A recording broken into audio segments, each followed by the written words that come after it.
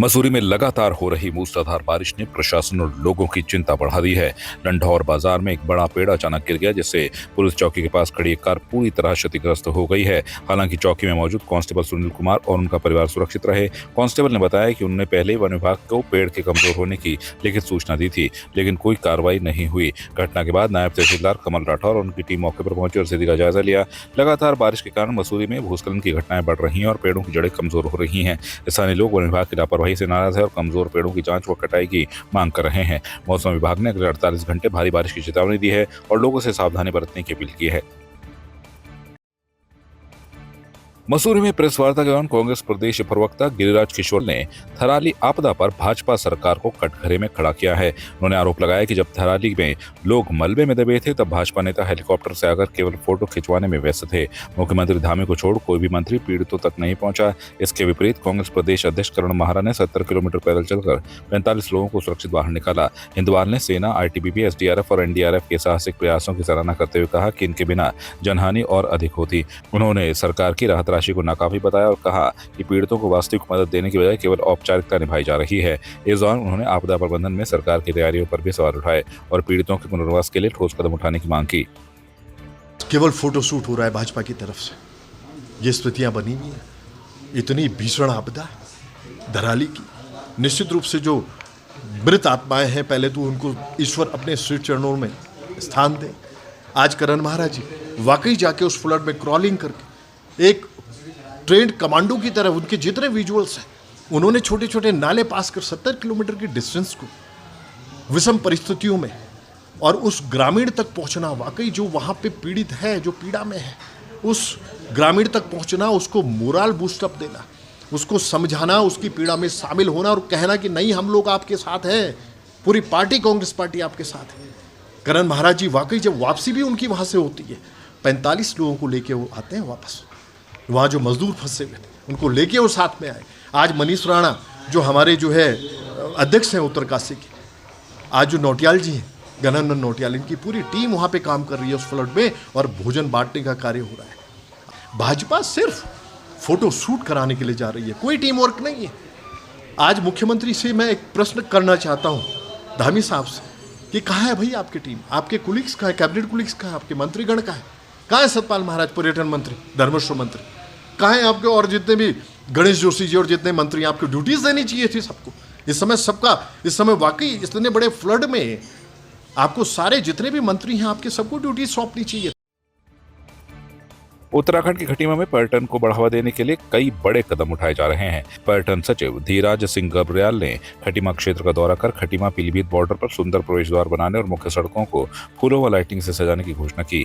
Khatima Pilibhit road पर 16 hectare में city forest park विकसित होगा, जिसमें योगा, मेडिटेशन सेंटर और एडवेंचर सुविधाएं होगी। शारदा डैम के किनारे चूका फॉरेस्ट कैंप को इको पर्यटन स्थल के रूप में विकसित किया जाएगा, जहाँ सोलर लाइटिंग, हट्स और कैफे होगा। नगला तराई में मां पूर्णागिरी मंदिर का निर्माण 2.54 करोड़ की लागत से दिसंबर तक पूरा किया जाएगा। इसके साथ ही मंदिर परिसर में पेयजल, शौचालय और पार्किंग जैसी सुविधाएं भी उपलब्ध होंगी। शिक्षा क्षेत्र में 5 नई लाइब्रेरी बनेंगी और 3 स्कूलों में लाइब्रेरी सुविधा शुरू होगी। क्योंकि मैं पहले यहाँ रहा हूँ और उसके अलावा एज ए CDO भी मैंने यहाँ पर काम किया उधम सिंह नगर में, तो खटीमा क्षेत्र के बारे में थोड़ी बहुत जो भी हमारी जानकारी है और उस हिसाब से जो मुझे लगता है कि क्या होना चाहिए, जैसे माननीय मुख्यमंत्री जी ने भी कहा है, कुछ नई चीज़ें हम लोग को करनी है, तो उस चीज़ को ज़रा कंसेप्चुलाइज हम लोग कर रहे हैं। तो जैसे आप देखेंगे फॉरेस्ट के लिहाज से, अगर पीलीभीत में जो टाइगर रिजर्व है उस हिसाब से देखते हैं तो, और हमारा सुरई रेंज है, चूका वाला एरिया है, तो उस एरिया को डेवलप करने वाली की ज़रूरत है। तो माननीय मुख्यमंत्री जी ने ये कहा है कि आप इस एरिया को डेवलप करने के लिए कुछ ऐसे प्लान बनाइए जिसमें टूरिस्टों का आवागमन भी अच्छा हो। तो चूका को हम लोग टेकअप करेंगे और साथ में नगला तराई वाला पूरा एरिया, उस एरिया को टेकअप करेंगे। और शहर में जो सिटी वन है, जो अभी फॉरेस्ट विभाग ने लगभग 18 हेक्टेयर करीब लैंड उन्होंने इंक्रोचमेंट से मुक्त कराया है, और नगरीय क्षेत्र में नगर के निवासियों के लिए कोई ऐसी जगह नहीं बचती है। आज की डेट में अगर आप देखते हैं कहीं भी किसी भी नगरीय क्षेत्र में हम लोग जाते हैं तो वो जगह हम लोग को नहीं मिल पाती।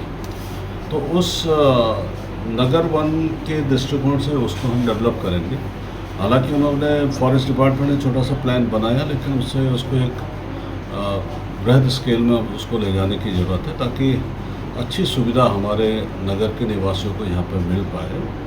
और ब्यूटिफिकेशन के दृष्टिकोण से दो पीलीभीत वाली जो सड़क है और जानकट से आपकी जो जितनी भी सड़कें हमारी आ रही हैं, तो ये एवेन्यू प्लांटेशंस के लिए हम लोगों ने कहा है कि ऐसे कलरफुल प्लांट्स का एक प्लांटेशन अभी से स्टार्ट कर दें ताकि हर सड़क जो है अलग उसमें दिखे, कलर में दिखे, हर सीजन में दिखे। तो ये भी सीडीओ साहब यहाँ पे बैठे हैं और फॉरेस्ट वालों को हमने बोल दिया कि अभी से प्लांटेशन हम लोग यहाँ पे शुरू कर दें।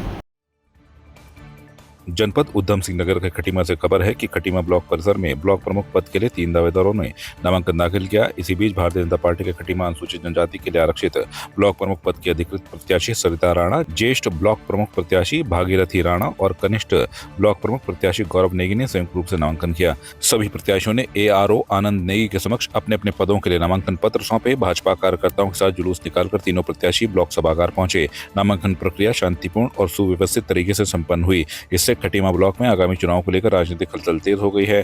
सभी प्रत्याशियों की सक्रियता बढ़ गई है और चुनाव में अच्छी लड़ाई की उम्मीद जताई जा रही है।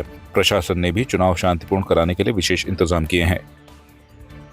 मैं सबसे पहले धन्यवाद देना चाहता हूं शीर्ष नेतृत्व का, जिन्होंने मेरे पे विश्वास जताया और खटीमा विकासखंड के ब्लॉक प्रमुख का टिकट दिया। उसके बाद माननीय मुख्यमंत्री श्री पुष्कर सिंह धामी जी के विकास कार्यों को देखते हुए त्रिस्तरीय पंचायत चुनाव में भारी बहुमत से यहाँ पर सभी क्षेत्र पंचायत सदस्य और ग्राम प्रधान आए हैं, जिसका प्रमाण है कि यहाँ पर हमने भारतीय जनता पार्टी की ओर से ब्लॉक प्रमुख और ज्येष्ठ ब्लॉक प्रमुख और कनिष्ठ ब्लॉक प्रमुख के लिए पर्चे दाखिल किए हैं। ऐसी आशा करता हूँ कि विपक्ष यहाँ पे कुछ है ही नहीं और एक तरफा जीत हुई है और ऐसी उम्मीद के साथ कि निर्विरोधी यहाँ पर हम जीतेंगे। आपकी इस पर क्या राय है, हमें कमेंट कर जरूर बताएं।